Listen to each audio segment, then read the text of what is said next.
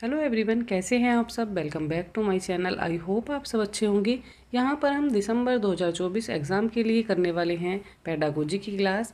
अगर आप भी सीटेट का एग्ज़ाम दे रहे हैं तो उसके लिए ये क्लास काफ़ी हेल्पफुल रहने वाली है। इस क्लास में हमने शामिल किए हैं पेडागोजी के ऐसे क्वेश्चन जो अजरसन और रीज़न पर आधारित हैं। हर सब्जेक्ट की पेडागोजी में इसी तरह के क्वेश्चन आपसे पूछे जाते हैं। यहाँ पर अभिकथन दिए रहते हैं और साथ ही उसके कारण दिए रहते हैं और कौन सा सत्य है ये आपको बताना है। तो चलिए शुरू करते हैं आज की क्लास। क्वेश्चन नंबर 1 में दिया है, स्कूली पाठ्यचर्या को शिक्षार्थियों के सांस्कृतिक ज्ञान को उचित स्थान और मूल्य देना चाहिए। यहाँ पर बात की जा रही है बच्चों का जो सांस्कृतिक ज्ञान है, जिस पृष्ठभूमि से बच्चे आ रहे हैं उसको शिक्षा में पाठ्यचर्या में उचित स्थान मिले। तो ये पॉइंट यहाँ पर करेक्ट हो जाएगा। इससे क्या होगा, छात्रों को उनकी सांस्कृतिक पहचान बनाए रखने में मदद मिलेगी। बच्चों की सीखने की सुविधा उनको प्रदान की जाएगी। कोई बच्चा जो है, मान लीजिए बिहार से आ रहा है, कोई उड़ीसा से आ रहा है, देखेंगे बिहार में जो मधुबनी पेंटिंग की जाती है तो बच्चा उस बारे में तुरंत बता देगा क्योंकि वह उस पृष्ठभूमि से आ रहा है और बाकी बच्चों के लिए भी काफ़ी ईजी हो जाएगा सीखना। इसी तरह से किसी अदर स्टेट का अगर बच्चा है तो वह अपने स्टेट के बारे में अच्छे से जानता है और चीज़ों को कनेक्ट करके आसानी से सीख सकता है। तो यहाँ पर कथन जो है ये भी सही है और जो कारण है ये भी सही है। ऑप्शन नंबर 4 करेक्ट हो जाएगा। ए आर दोनों सही हैं और आर ए की सही व्याख्या भी यहाँ पर कर रहा है। चलिए देख लेते हैं question number 2। Question number next में दिया है, निम्नलिखित में से कौन सा कथन अधिगम के बारे में सही नहीं है। यहाँ पर दिया है अधिगम के बारे में कौन सा कथन सही नहीं है। इस पॉइंट को आपको ध्यान रखना है। ऑप्शन नंबर 1 में दिया है, सामाजिक क्रिया से सीखने में सुविधा होती है। तो जी हाँ, अगर आप बच्चे को समाज में रहकर समाज की चीज़ों से कनेक्ट करके उसके उदाहरण देकर समझाएंगे, रियल लाइफ एग्जाम्पल देंगे, साथ ही बच्चों का क्या करेंगे, एक समूह कक्षा में बना देंगे और बच्चे समूह में क्रिया करके सीखेंगे तो वो आसानी से सीखते हैं। पॉइंट नंबर जो 1 है ये करेक्ट हो जाएगा। ऑप्शन नंबर 2 देख लेते हैं। यहाँ पर दिया है, सीखने का तात्पर्य पूर्व वैचारिक योजनाओं के पुनर्गठन से होता है। तो जी हाँ, सीखने का जो तात्पर्य है, जो पहले में योजनाएं बनाई गई हैं उनको पुनर्गठन करके बच्चों को सिखाया जाता है। ये भी करेक्ट है।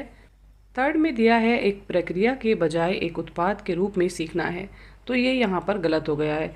ये एक प्रक्रिया होती है जो जीवन पर्यंत चलती रहती है। इंसान जो है जीवन पर्यंत सीखता रहता है, ना कि एक उत्पाद के रूप में ये कार्य करती है। तो ये जो है यहाँ पर निगेटिव टैग वर्ड है, इसलिए पॉइंट नंबर जो 3 है ये रोंग है और यहाँ पर राइट आंसर भी हमारा यही हो जाएगा।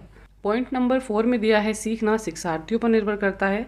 तो जी हाँ, सीखना शिक्षार्थियों पर ही निर्भर करता है। बच्चे जो हैं अपनी एज के अकॉर्डिंग, अपने इंटरेस्ट के अकॉर्डिंग जो है सीखते हैं। अगर कक्षा 1 का बच्चा है तो आप उसको कक्षा 1 की ही चीज़ें पढ़ाएंगे। ऐसा नहीं है कक्षा 1 के बच्चे को आप 10th क्लास की चीज़ें पढ़ा रहे हैं। तो ये बच्चों पर भी निर्भर करता है। ये पॉइंट करेक्ट है। हमें यहाँ पर निगेटिव पॉइंट ढूंढना था, तो निगेटिव जो है ऑप्शन नंबर 3 हो जाएगा। राइट आंसर भी हमारा ऑप्शन नंबर 3 है। चलिए देख लेते हैं question number next. Question number next में दिया है, डिस्लेक्सिया एक स्थिति है, रिक्त स्थान दे रखा है, जो शिक्षार्थियों की रिक्त स्थान की क्षमता को प्रभावित करती है। तो डिस्लेक्सिया कैसी बीमारी है, इस तरह के जो डिसऑर्डर हैं इनसे भी एक क्वेश्चन आपको एग्जाम में ज़रूर देखने के लिए हर बार मिलता है। जैसा कि इसके नाम से ही क्लियर है, इसकी स्पेलिंग क्या होती है, इसकी स्पेलिंग होती है DYSLEXIA, डिस्लेक्सिया। तो डिस्लेक्सिया मीन्स जैसा कि LE इसमें आ रहा है और LE से अगर आप स्पेलिंग बनाते हैं तो लर्निंग की बन जाती है। तो लर्निंग का मतलब हो जाएगा जो सीखा नहीं जा रहा। ऐसा विकार जो तंत्रिका तंत्र से संबंध है, ध्वनियों को प्रतीकों को जोड़ने में समस्या बच्चा महसूस यहाँ पर करता है। तो ये कैसा विकार है, ये एक तंत्रिका संबंधी विकार है, अर्थात न्यूरोलॉजिकल विकार है और बच्चा जो है साउंड्स को और सिंबल्स को लिंक नहीं कर पाता है। तो ऑप्शन नंबर जो 3 है ये यहाँ पर करेक्ट हो जाएगा। चलिए देख लेते हैं क्वेश्चन नंबर नेक्स्ट।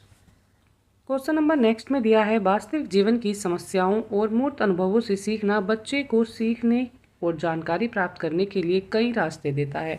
तो यहाँ पर बात की जा रही है, जब बच्चे को आप सिखा रहे हैं तो उसको रियल लाइफ के एग्जाम्पल दें। साथ ही मूर्त अनुभवों से बच्चा सीखता है। मूर्त अनुभव का मतलब हो जाता है जो चीज़ बच्चा सामने देख रहा है, जो एग्जाम्पल बच्चे को दिखाए जा रहे हैं वो रियल हैं, वास्तविक है, तो बच्चा उनसे जल्दी कनेक्ट करता है। मान लीजिए आप बच्चे को एक डॉग के बारे में बता रहे हैं, तो अगर आप बच्चे को डॉग दिखा देंगे, कुत्ता क्लास में ले आएंगे, वो उसको दिखाएंगे किसके 2 आंखें होती हैं, 4 पैर होते हैं, तो बच्चा उनको वास्तव में देखकर जल्दी चीज़ों को सीख जाएगा। अगर वह बाहर भी उसको देखता है तो वह कनेक्ट कर लेगा कि यह मैंने क्लास में देखा था और ये बाहर है तो ये एक कुत्ता है। तो यहाँ पर बात की जा रही है मूर्त अनुभवों से सीखने की। उसके बाद यहाँ पर इसका कारण दिया हुआ है, यहाँ पर दिया है विकास अपेक्षाकृत व्यवस्थित और अनुक्रमिक होता है, तो ये भी यहाँ पर करेक्ट है। विकास जो है ये हमेशा चलता रहता है, बच्चे के माँ के गर्भ में आने से लेकर उसकी मृत्यु तक उसका विकास होता रहता है। इसमें निरंतर परिवर्तन देखने के लिए मिलते हैं। बच्चा सबसे पहले क्या करता है, बैठना सीखता है, फिर उसके बाद खड़ा होना सीखता है, फिर धीरे धीरे चलना सीखता है। तो यह क्रम जो होता है सभी बच्चों में समान होता है, सभी बच्चे जो हैं इसी क्रम को फॉलो करते हैं। तो विकास जो है क्रमिक व्यवस्था है, ये सही है। पर यह जो कारण दिया हुआ है ये इस अभिकथन की कोई व्याख्या यहाँ पर नहीं कर रहा है। तो यहाँ पर जो राइट आंसर है ए आर दोनों सही है, लेकिन आर ए की व्याख्या नहीं करता। पॉइंट नंबर 3 जो है ये करेक्ट हो जाएगा। देख लेंगे question number next. Question number next में दिया है कोहल वर्ग के नैतिक विकास के सिद्धांत की कैरोल गिलिगन की आलोचना का केंद्रीय तर्क क्या है। यहाँ पर बात की जा रही है मनोवैज्ञानिक कैरोल गिलिगन की। और कैरोल गिलिगन कौन है, इनके बारे में अगर आपको जानना है तो इससे हर बार आपके एग्जाम में क्वेश्चन बनते हैं। इस पर मैंने पहली कक्षाओं में जो मैंने सीटेट की प्रिपरेशन कराई थी उसमें एक क्लास बनाई थी, आप उस क्लास को जाकर देखिए, आपके कॉन्सेप्ट वहाँ से सारे क्लियर हो जाएंगे।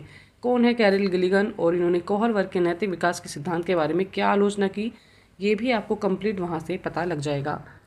पॉइंट नंबर 1 में दिया है बच्चों के अध्ययन में प्रायोगिक डिजाइन का उपयोग, तो ये बात यहाँ पर नहीं की गई। स्कूल जाने वाले बच्चों के लिए अध्ययन के शैक्षिक निहितार्थ, तो ये भी नहीं है। देखभाल की नैतिकता और नारीवादी परिप्रेक्ष्य, यहाँ पर राइट आंसर ऑप्शन नंबर 3 हो जाएगा। कैरोल गिलिगन ने आलोचना की कि कोहल वर्ग के जो नैतिक विकास के सिद्धांत हैं उसमें नारी को कोई महत्व नहीं दिया गया, नारीवादी सिद्धांतों को वहाँ पर शामिल नहीं किया गया। नारियों की जो है वहाँ पर क्या की गई, अपेक्षा की गई, उनको नगण्य रखा गया। तो ऑप्शन नंबर जो 3 है ये करेक्ट हो जाएगा। राइट आंसर ऑप्शन नंबर 3 है। चलिए देख लेते हैं question number next. Question number next में दिया है जीन पियाजे का मानना था कि ज्ञान, जीन पियाजे का क्या मानना था, बच्चे में जो ज्ञान है वो कैसे आता है और क्या है। ऑप्शन नंबर 1 में दिया है अधिक जानकार अन्य लोगों के साथ बातचीत में सह निर्मित होता है। यहाँ पर अगर आपसे बातचीत की बात की जा रही है, समाज की बात की जा रही है, तो जब भी ये नाम आएगा आप बाइगोत्स्की को यहाँ पर लेंगे, ये जीन पियाजे का कथन नहीं है। पॉइंट नंबर 2 में दिया है बातचीत के माध्यम से प्राप्त होने के बजाय जन्मजात और दिया गया है।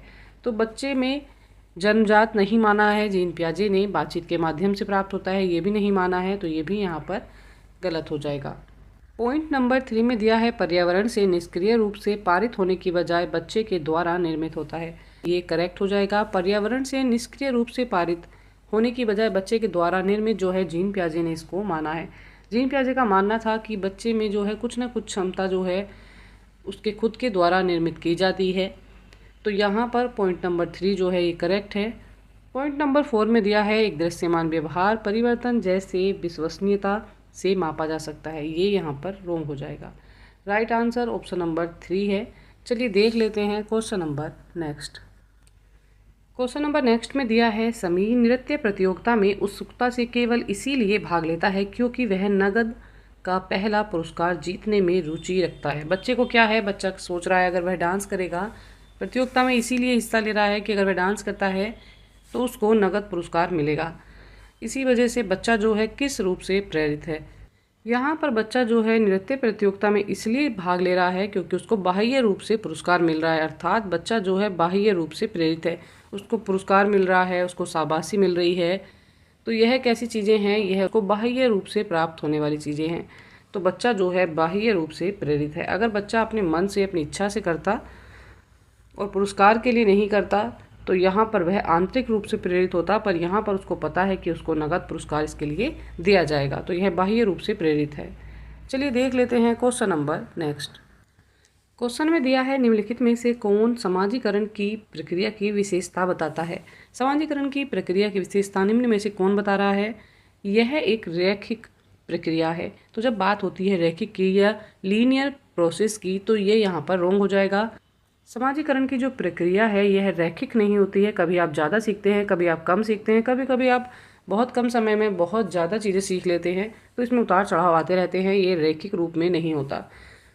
बी में दिया है यह एक जटिल प्रक्रिया है, तो जी हाँ, यह एक जटिल प्रक्रिया होती है। इसे सीखने में काफ़ी कठिनाइयाँ आपको आ सकती हैं। पॉइंट नंबर सी में दिया है यह विभिन्न संस्कृतियों में विशिष्ट रूप से घटित होता है। अगर आप इंडिया में रह रहे हैं उसके कल्चर के अकॉर्डिंग सीखेंगे, अगर आप विदेश में रह रहे हैं तो उसके कल्चर के अकॉर्डिंग आप वहाँ पर सीखेंगे। तो यह जो है संस्कृतियों में विशिष्ट रूप से घटित होती है, तो ये सही है। डी में दिया है यह एक बहुआयामी प्रक्रिया है, तो यह भी यहाँ पर करेक्ट हो जाएगा। ये एक बहुआयामी प्रक्रिया होती है, मल्टी डायमेंशन यह प्रक्रिया है। पॉइंट नंबर यहाँ पर बी, सी और डी जो है ये करेक्ट हो जाएगा। ऑप्शन नंबर 1 करेक्ट है। चलिए देख लेते हैं क्वेश्चन नंबर नेक्स्ट। यहाँ पर दिया है छात्रों को अच्छी तरह से व्यवहार करने, स्कूल में रहने की अधिक संभावना होती है यदि वे अपने स्कूल से भावनात्मक लगाव रखते हैं और मानते हैं कि वे मायने रखते हैं। बच्चों का अटैचमेंट स्कूल से होता है और वो मानते हैं कि वो भी स्कूल का हिस्सा है। तो बच्चे जो हैं क्या करते हैं, वो अधिक अच्छे तरीके से सीखते हैं। साथ ही यहाँ पर कारण दिया है सीखने में भावनाएं महत्वपूर्ण भूमिका निभाती हैं, तो ये पॉइंट भी यहाँ पर करेक्ट हो जाता है। अगर आपसे कोई पूछता है कि आप क्या उस स्कूल में पढ़े हैं, किसी स्कूल का नाम लेकर बोलता है, अगर आप पढ़े होते हैं वहाँ पर तो आप बोलेंगे कि हाँ वो मेरा स्कूल है जिसमें आप 20 साल पहले पढ़े थे। आप उसको अभी भी अपना बता रहे हैं क्योंकि आप उससे इमोशनली अटैच हो चुके हैं। ऐसा ही होता है, अगर मान लीजिए आप अपनी कार से कहीं जा रहे हैं, आपने कुछ खाया है तो आप जो है कूड़ा बाहर रोड पर फेंक देते हैं, कार में नहीं रखते क्योंकि कार को आप अपना मानते हैं और सड़क को आप अपना नहीं मान रहे हैं, तो सोचते हैं कि इसको बाहर फेंक दीजिए। इसी तरह से जब किसी चीज़ के साथ आप इमोशनली अटैच हो जाते हैं तो आप चीज़ों को बहुत अच्छी तरह से सीख सकते हैं। तो ये पॉइंट यहाँ पर करेक्ट है, अभिकथन भी सही है और इसका कारण भी सही है। ऑप्शन नंबर 4 यहाँ पर करेक्ट हो जाएगा। ए आर दोनों सही हैं और आर जो है एक ही सही व्याख्या भी करता है। चलिए देख लेते हैं क्वेश्चन नंबर नेक्स्ट। क्वेश्चन में दिया है कूदते समय रस्सी के पैर में फंस जाने के कारण बच्चा जो है खेल में आउट हो जाता है। तो बच्चा कहता है कि रस्सी ने जानबूझकर उसे बाहर किया है। जीन पियाजे के संज्ञानात्मक विकास सिद्धांत के अनुसार किस चरण में बच्चा इस तरह की बातें करता है। तो जब बच्चा इस चरण में होता है इसको जीव बात कहते हैं। बच्चा जो है मृत चीज़ों को, निर्जीव चीज़ों को भी क्या मान लेता है, जीवित मान लेता है। बच्चे को लग रहा है कि रस्सी ने उसको गिराया है अर्थात उसमें जीवन है, वह सजीव है। या कई बार बच्चा कहता है कि शर्ट में जो बटन लगे होते हैं वह शर्ट को बांधे रखते हैं अर्थात वह जीवित हैं। तो बच्चा इन चीज़ों को जीवित मानता है। तो ये चरण कौन सा होता है, ये होता है पूर्व परिचालन चरण, पूर्व संक्रियात्मक अवस्था इसको कहा जाता है। इस चरण की जो आयु है 2 से 7 वर्ष होती है और बच्चा जो है जीववाद की जो बात करता है वो 2 से 4 वर्ष की एज में बात करता है। तो ये इसी के अंतर्गत आती है। तो यहाँ पर राइट आंसर ऑप्शन नंबर 3 हो जाएगा। चलिए देख लेते हैं क्वेश्चन नंबर नेक्स्ट। क्वेश्चन में दिया है प्राथमिक कक्षाओं में भाषा विकास की सुविधा प्रदान की जाती है। यहाँ पर बात की जा रही है बच्चे की प्राइमरी कक्षाओं की। बच्चा जो है 1 से 5 साल की, या आप कह सकते हैं अगर बच्चा फर्स्ट क्लास में आता है तो उसकी एज जो है वो 6 वर्ष होती है। तो यहाँ की बात की जा रही है। बच्चे को सबसे पहले आप क्या करते हैं, मूर्त एग्जाम्पल दिखाते हैं। पहले आप बच्चे को एक एप्पल दिखाएंगे और बाद में उसको ए पढ़ना सिखाएंगे। तो बच्चा जो है पहले एप्पल देखता है, उसके बाद ए को सीखता है। ए फॉर एप्पल होता है। तो मूर्त अवधारणाएं बच्चे के कॉन्सेप्ट को जल्दी क्लियर कर देती हैं। यहाँ पर बात की जा रही है पॉइंट नंबर जो 3 है ये करेक्ट है। जब शिक्षक अमूर्त अवधारणाओं को संदर्भित करने के लिए ठोस उदाहरणों का प्रयोग करता है। शिक्षक जो है बच्चे को ए सिखाना चाह रहा है तो उसके लिए वह एप्पल का एग्जाम्पल देता है, एलिफेंट के बारे में सिखाना चाह रहा है तो उसका पिक्चर दिखाता है। तो यहाँ पर ठोस उदाहरणों का वह प्रयोग कर रहा है। ऑप्शन नंबर जो 3 है ये करेक्ट हो जाएगा। इससे प्राथमिक कक्षाओं में भाषा के विकास की सुविधा जो है आसानी से प्रदान की जा सकती है। इसी के साथ आज की ये क्लास यहाँ पर कंप्लीट होती है। आई होप ये क्लास आपके लिए काफ़ी हेल्पफुल रहने वाली है। इसी तरह की पेडागोजी की तैयारी के लिए चैनल के साथ जुड़े रहें। चैनल को लाइक, शेयर एंड सब्सक्राइब करें।